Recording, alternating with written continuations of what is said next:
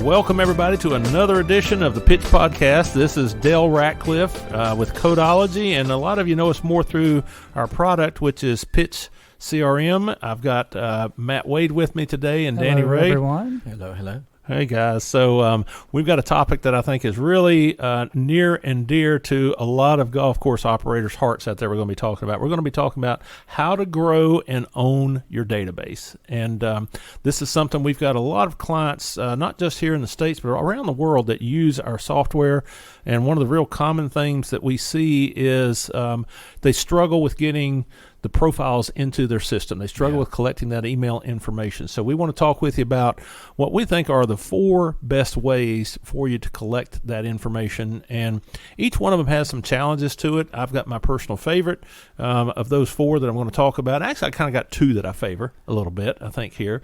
But first one that I want to kind of throw out there, and this is what, if you go to a lot of the seminars that we have at a lot of our annual meetings and conventions that we have across golf, you hear this a lot, and that's it's so important to collect that information. If somebody comes up to the counter, you need to get their email. Well, there's some inherent challenges with that. You know, you got a line of golfers in front of you, the phone's ringing off the hook, and you know, a lot of times it's just not convenient to be able to take that information right then. So we do, however, have some courses that have been successful with it. And Danny, I want you to kind of talk a little bit about, you know, you've had some real good conversations with those clients that we've got that have been successful at it. Tell me, what is it that they do? How do they do it?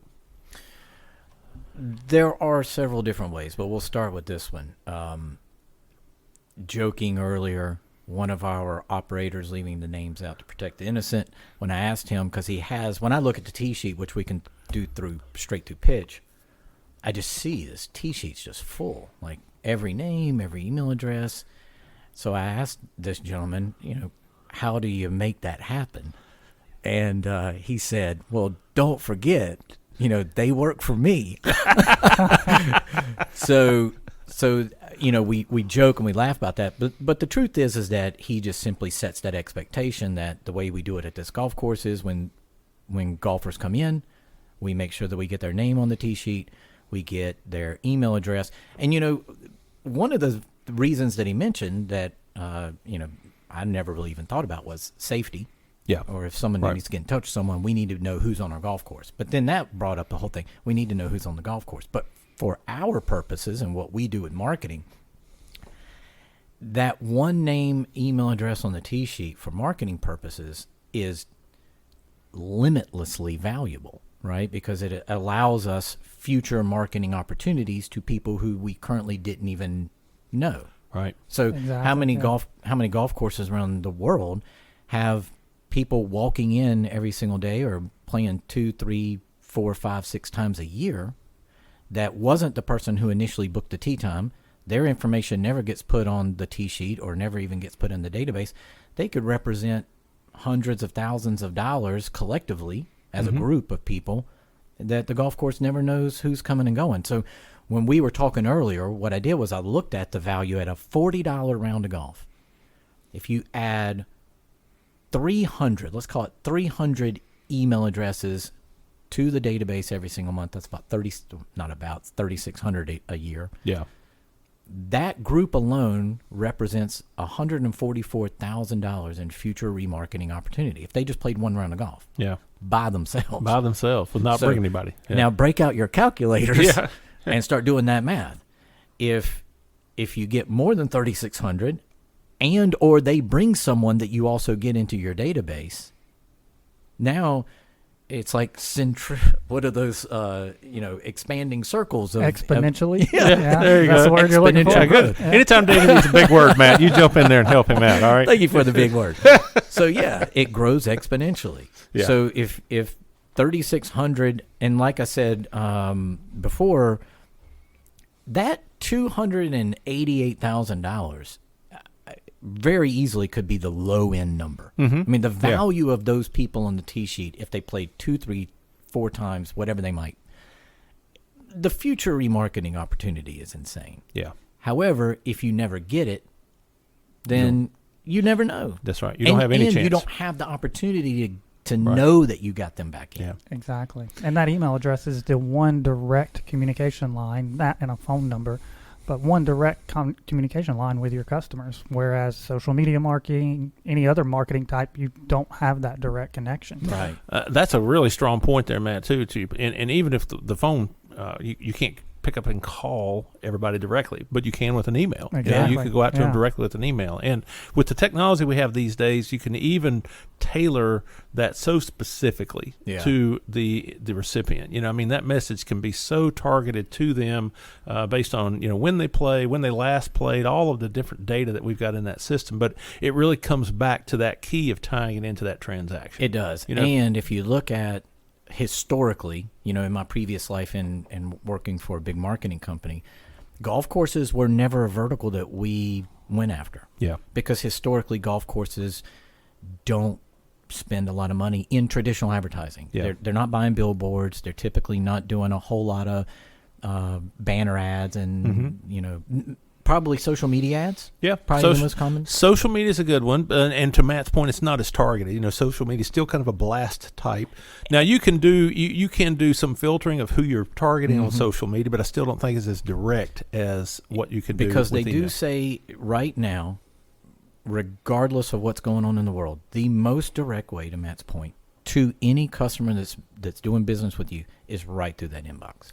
So we've got our first method is just the old tried and true, collect that email when they check in. Yeah, and on that, the staff collecting it, that is obviously it's a key method. You can't overlook it.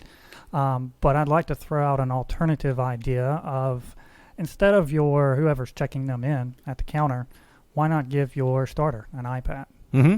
That's where a great they one. fill out Yep. that information right then and there. Starter has more time to do it in a conversationalist way Right. than whoever's checking them in. That's an awesome idea, Matt, because now, and generally speaking, the starters have more time to interact with the golfers. There is no transaction that has to take place at that point. In a lot of instances, once they've kind of told them what the rules are of the course and all of that, they're standing around waiting anyway. So it's a great time All for them to four have of a them are right conversation. there together. Yep, that's a great idea. And, same thing goes for your beverage cart, too. You should be training your beverage cart staff.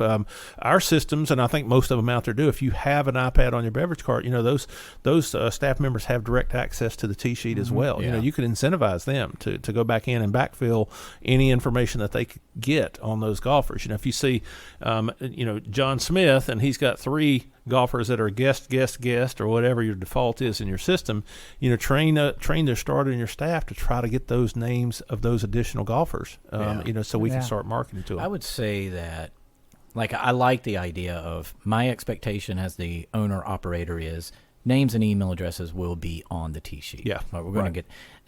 It really sounds great until you're the person behind the counter by yourself. Yeah. Right. The phone is ringing off the hook. Yeah. It's Saturday morning. Yeah. You've got 190 people on the tee sheet, and you are just doing everything that you can. And then, depending on how your operation's set up, someone needs help with a pair of shoes. Yeah, right. I mean, come on. Well, it's really, honestly, really, really difficult. If it were easy or even moderately easy, I think by now we would see a much better collection of that information. I think that the majority of golf courses out there realize the value of it. They may not realize and put the numbers to it that you just put to it, okay?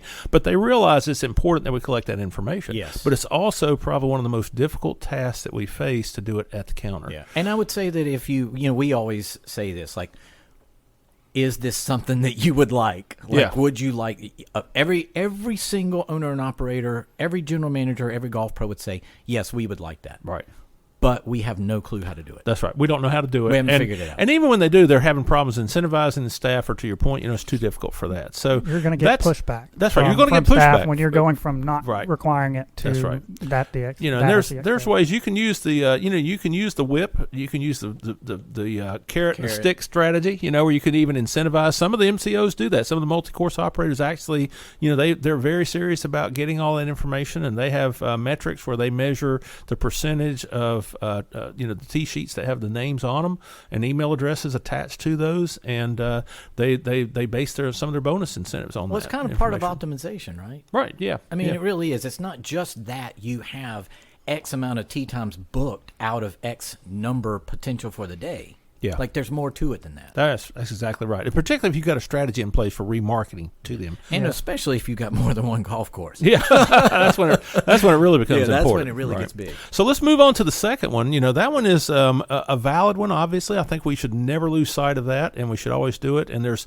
some creative ways, like Matt said, giving your starter an iPad, using your beverage cart with an iPad, getting that information not just at the counter, but while those golfers are still on the property. But let's move on to one that we use quite frequently. We use it at our courses, and that is some type of a club or program or email marketing that the golfers actually sign up for themselves. And that really, I think, of the next three that we're going to be talking about of our four favorite ways of collecting the information, this one is one of the three that really employs the golfer putting that information in themselves. Yeah. Okay, and our what we have used with a lot of success, what a lot of our clients use are the birthday clubs. Yeah. You send them something on their birthday, because that gives you that really gives you the incentive on the golfer side to give you more than just their name and their address. You get at a minimum, you get their name, their address, and their birth date, and then you can trigger your emails going out to them based off of that birthday. But there's a little bit of a downside to that too, in that you have to offer them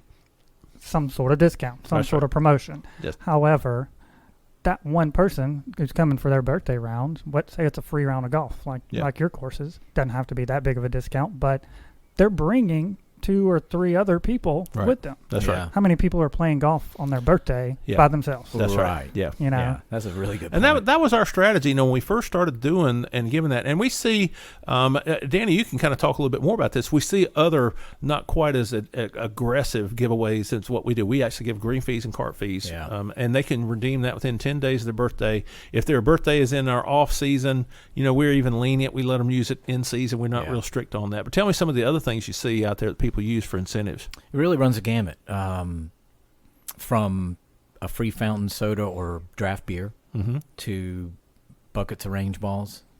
Free greens fee only, yeah. Greens fee only is probably the most popular. Cart fee due in the course, so the golf course still gets something. If the golfer decides to walk and the course allows walking, then the golfer will play at no charge. And then, of course, yours, which is you get a round of golf. And the thought is, honestly, for a birthday round, the vast majority of people, to Matt's point, are going to bring someone with them. Right. They're typically for their birthday. This isn't going to be I'm going to use this on Tuesday after work and get in 9 holes. That's right. It's usually more of an experience thing. Make the incentive big enough for them to sign up and join that club. Right. Yeah. And it's less about the discount. Believe it, we're not as big on discounting rounds of golf either, but it is very worth it in this scenario. Yeah, it's like a payback. Yeah, exactly. Well, I think that's really what it is. You're not so much discounting as we are compensating them for giving us that information. We're basically paying them, all right, to receive those emails. Now, one of the great things about a birthday club, and there are other ways to do this, we do have people that have, sign up for our email newsletter, which, by the way, that one has lost a lot of its appeal, I think, in recent years, because they do well at private clubs. They do very well at private clubs. Yeah, private clubs, and that's one of their ways of communicating. But we've really seen social media take the place of newsletters out there. People are running events, even at golf courses or other things. It actually works better to do that in a social media environment than in the direct email. Through an email blast of a newsletter. Think about this. In some ways, not to belittle the newsletter, because I know there's a lot of folks that still and you should still do it. You should still do it. But my point is the signing up. The incentive for people to sign up for newsletters is not as strong as it once was. Because I think that we're in an age now to where people get information very quickly. Right. And the newsletter is like... I would say it's an older thought pattern to where it's like we have to wait on what's going on. It's like, no, I know that you have the barbecue cookout this Saturday because you put it on social media, and I see it right now. Right. Yeah. So, I would say that the newsletter has definitely lost some steam, but the birthday club has not. No. And part of the beauty of a birthday club is they are signing up themselves. Yes, that's right. Yeah, good point. Creating a digital form, turning that into a QR code, and then publishing that everywhere throughout the facility. Yeah. It was scorecards, menus, everywhere. One of the reasons I remember way back when we were discussing, do we add forms? You remember we had added tags, so we had a deeper way to segment our contact list other than player type, right, for golf. Yeah. Well, then when we added in the forms builder, that to me was a huge thing. Yeah. Because now we can create these groups. Mhm. We can create any group we want. Mm-hmm. Tuesday dogfight. Yeah. Thursday women's wine and dine. We can birthday clubs and all that stuff. It's such a great use. And if you're not, to Matt's point, so Matt had this idea last year.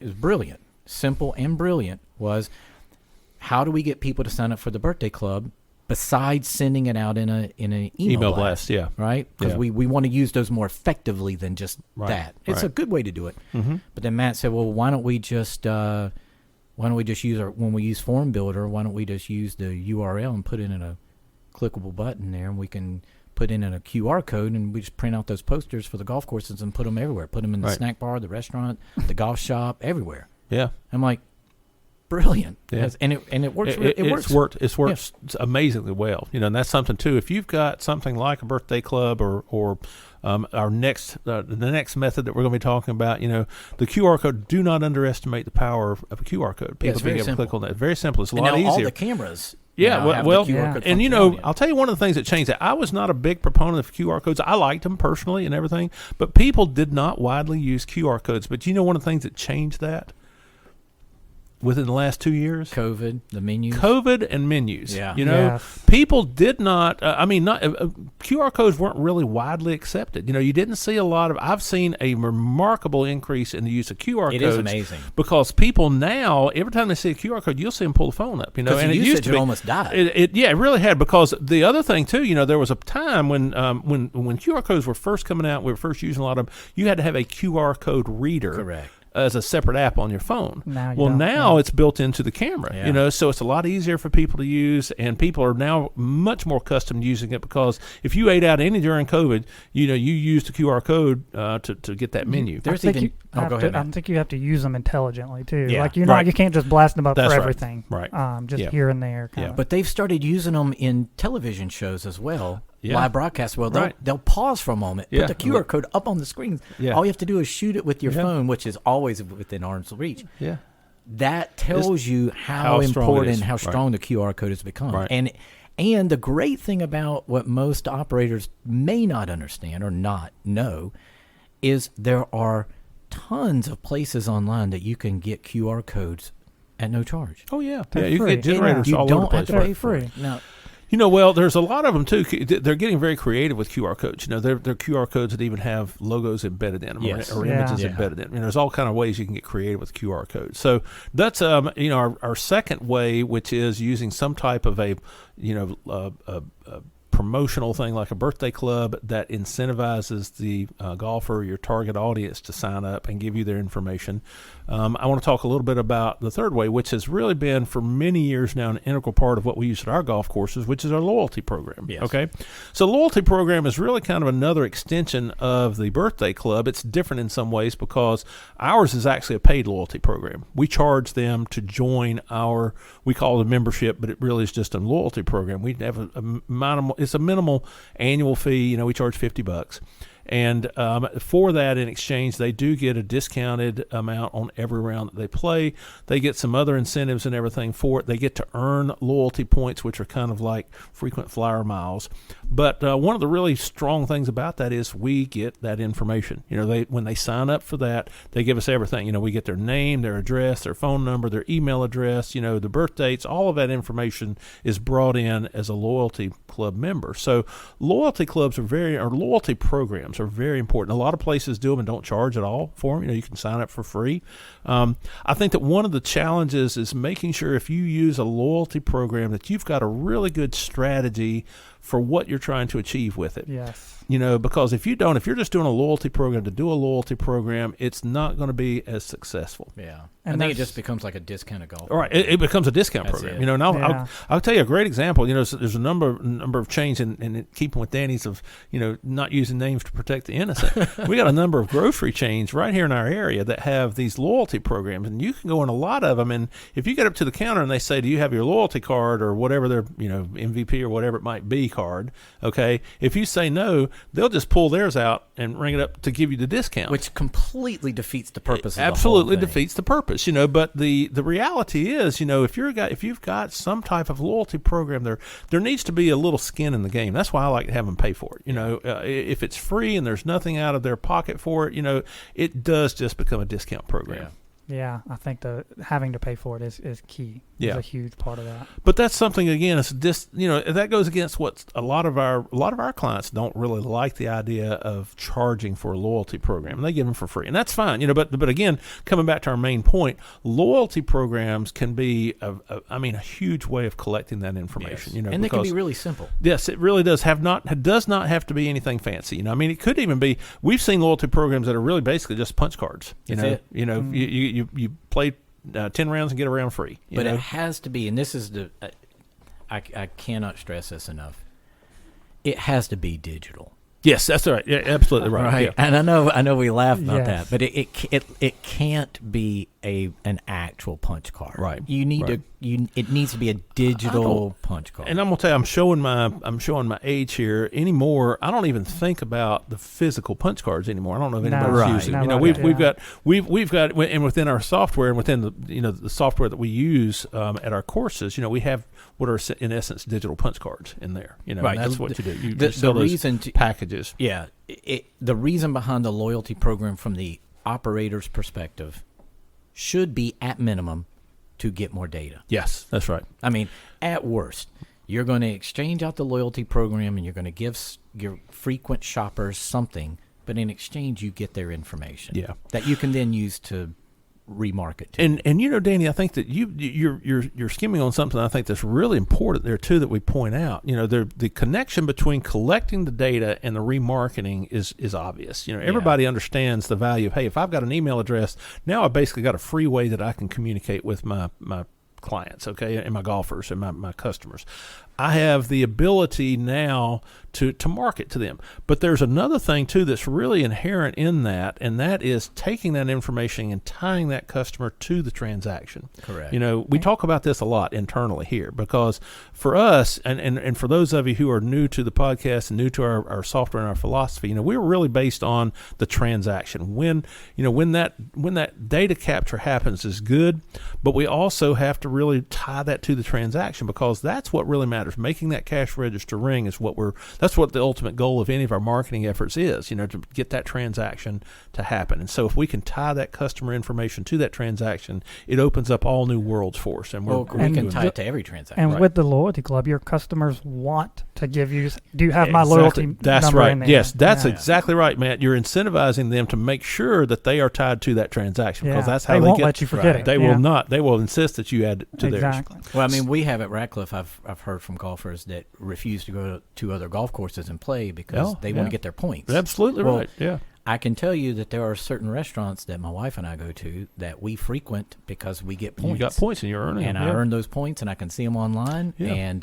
Sure. I get free stuff. And Yeah, I like free you stuff. like free stuff. Everybody likes free stuff. Well, Marriott was the standard and still is kind of the standard bearer on the loyalty programs. They've done it so well, and there are literally people. I've heard stories. I remember hearing one story from a guy who was with a competing competing hotel chain, and his brother was coming to visit with him, and he stayed at a Marriott, even though this guy had one of his own hotels right there that he could have stayed at for free. His brother, because he was trying to save up enough points for a vacation in Hawaii, and he wasn't going to go. Hawaii. I would rather pay to stay at this hotel than to stay at your hotel for free. Because I want those How points. powerful is that? That's very powerful. That's loyalty. That is loyalty. It's like, That is. some people, not to get us off topic, but people think sometimes loyalty is a repeat customer.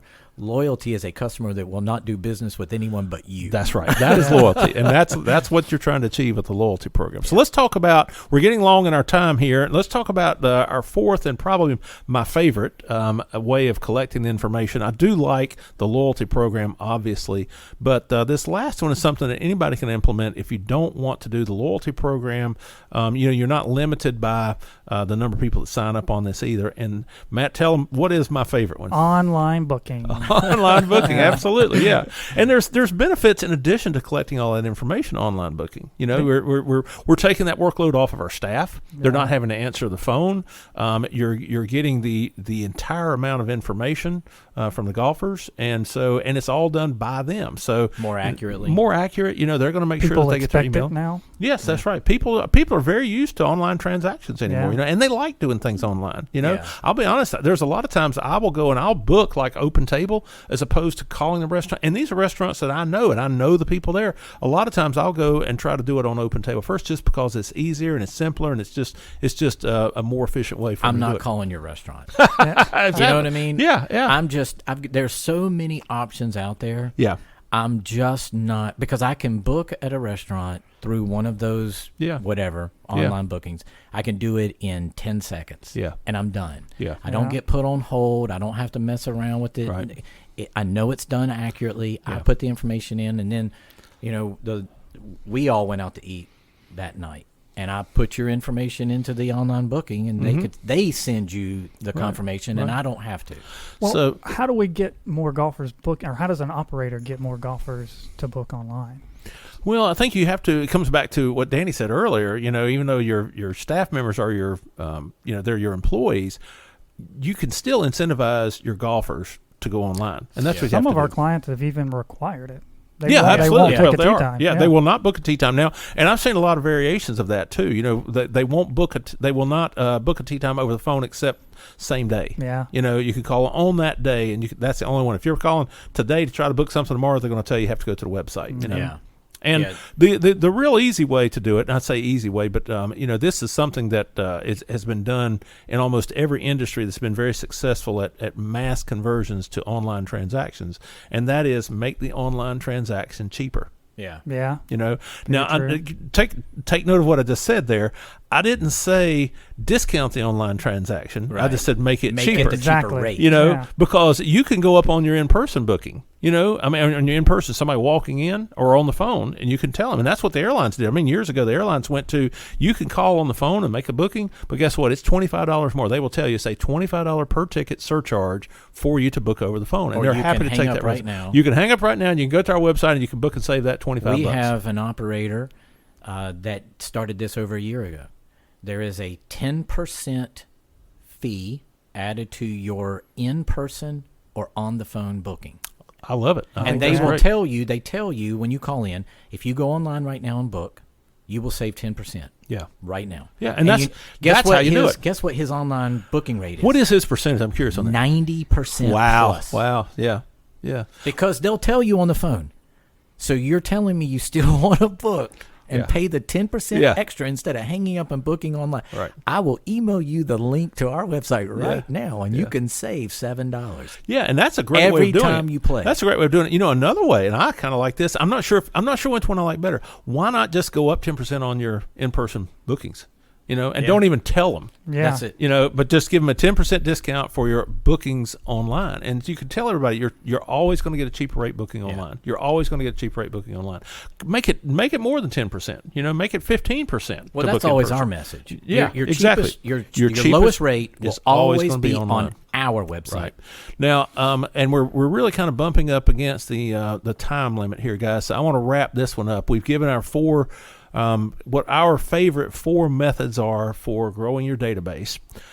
We've got another experiment, just so we'll kind of run this out there as a teaser that we're putting in place in September, and that is, how do we get even more of the data collected through those online bookings? This is an experiment that we're doing. We're very excited about it. I think that it's going to be something really unique. I think it's going to be phenomenal in how the results are. But we're going to run it before we actually share it. And if it works, we'll share it. If it doesn't work, we'll share it too. Either way. But yeah, either way, we're gonna be share it your with you. test But we got subject. something we're gonna be doing on that. But in the meantime, if you have anything that you would like to hear us talk about here on the Pitch Podcast, if you have any questions questions about if you're a client of Pitch CRM, or even if you're not and you have any questions about the software, please reach out to us. We'd love to do a segment on whatever that might be. We've got a list of topics we're going to continue to produce the podcast segments on. But, in the end, this is all about helping make you as a golf course operator more efficient and give you more tools to be able to do what you need to do to be successful at your golf course. So for now, I'm going to be saying goodbye. I'm Dale Ratcliffe with Codology, and we've got here with us. I'm Matt Wade with Pitch CRM Codology. Danny Ray. All right. That's great, guys, and we'll see everybody out there next time. Have a good one.